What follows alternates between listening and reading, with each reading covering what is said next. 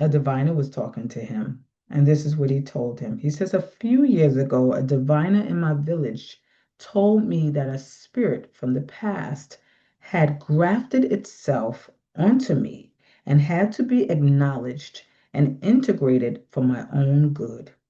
The diviner pointed at me, saying, this spirit will help your memory, and you will find words in your work to communicate what needs to be said. I did not take his words seriously. After all, diviners, who can see things ordinary people can't, might just possibly be seeing something that isn't really there. So I diminished his statement on this ground. So he thought he knew what he was talking about. The diviner pointed to a stone and began explaining that I needed to do a ritual acknowledging whatever it was that had grafted itself onto me. He said, you will find a stone. When you do, bring it to the family shrine and leave it there after making a prayer in which you will state why you are bringing this stone to this sacred place. After 3 days, you will bring food, water, and a bottle of liquor. Make the same prayer again, but add a request for nourishment, both for this spirit and for you. Then wait and see what happens to you. Still feeling skeptical, I asked how I was supposed to find the stone. He reproached me for not believing in him and said I would in a few days if I did what he asks. He then added, in the course of one of the next 3 nights, you will step on the stone that you are supposed to find. You will know it because the experience will be quite memorable. If stepping on it still does not make you believe in it, don't do the ritual. Throw the stone away and come back, and I will tell you what else will happen. The image of stepping on a stone stuck with me, and I decided that I would be careful for the next 3 days. I paid great attention to every step I was taking, making sure I knew where I was putting my feet. It was nerve-wracking. I felt paranoid. How could stepping on a stone be memorable enough to convince me that the stone came from spirit? After the first 24 hours, my nerves were shot. I decided I should try to relax, for if this was supposed to happen, it would, no matter how much or how little attention I gave to it. I then felt a little better. Nothing happened the next day or the next night. I became more confident that the diviner was just trying to upset my self assuredness. Still, I had one more day and night to go, so I remained somewhat vigilant. The last night, I decided to stay indoors all the time rather than risk tripping over a rock. If I had to go out to use the bathroom, I would take 2 flashlights with me.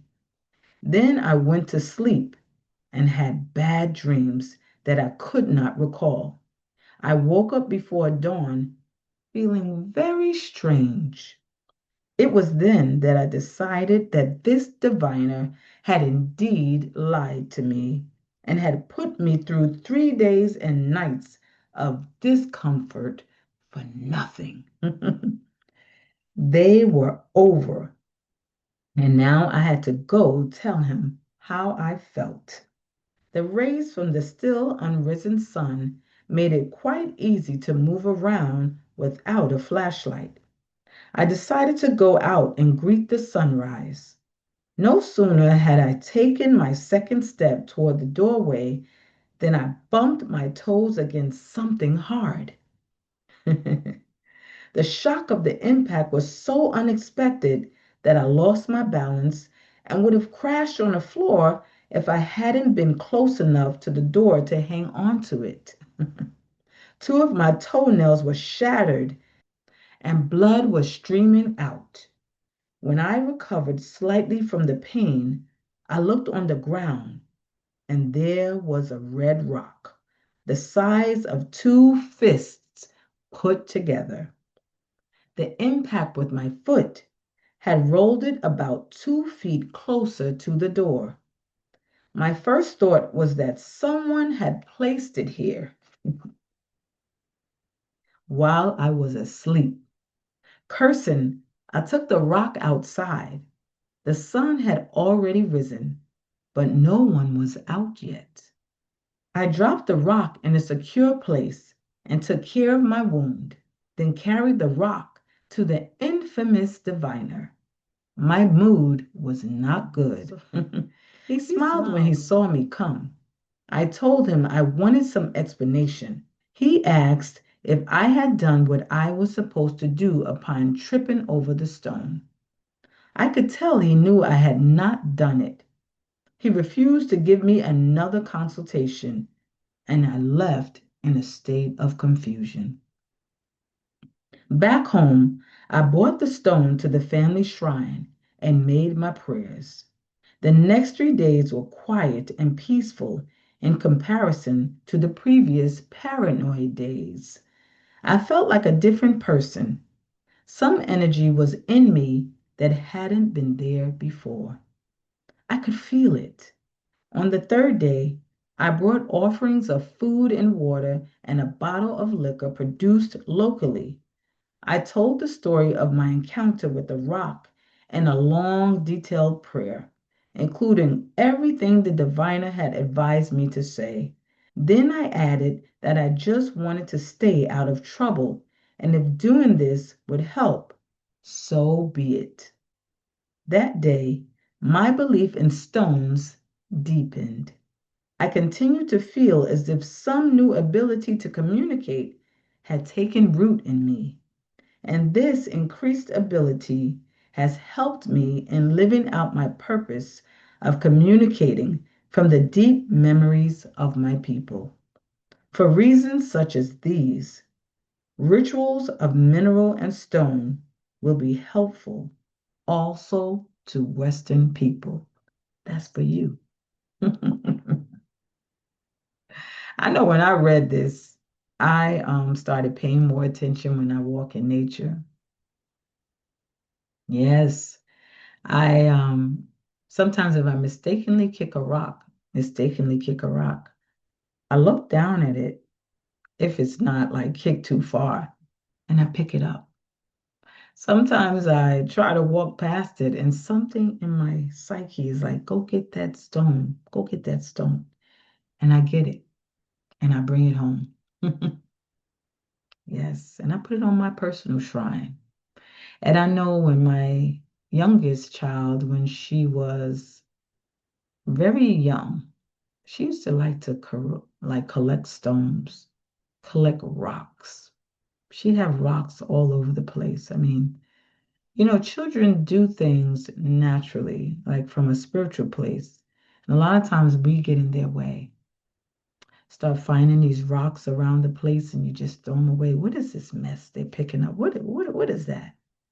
You should stop doing that. Really stop doing that. Pay attention to those stones that you kick along the road. So, I got to go back to my first love, and that is keeping the wisdom of our elder, now ancestor, Malidoma Patrice Somé, alive. And how do we keep it alive? We have to have discussions. We have to talk about his writings, his wisdom, his labor of love. After all, he labored to write these books, to translate them. Gotta go tap into the healing wisdom of Africa by Malidoma Patrice Somé. Never, never, never forget the wisdom of our elder and ancestor. And I haven't, because I have all kind of notes in this book. It's serious because there's so many nuggets of wisdom woven into the pages of these books. All so much stuff that I have to share with you. So I'm going to be reading things to you. I'm going to be sharing, and I want to have some discussions with people who loved him like I did. I never met him, but his spirit and his wisdom is forever with me, ever with me. I would like to.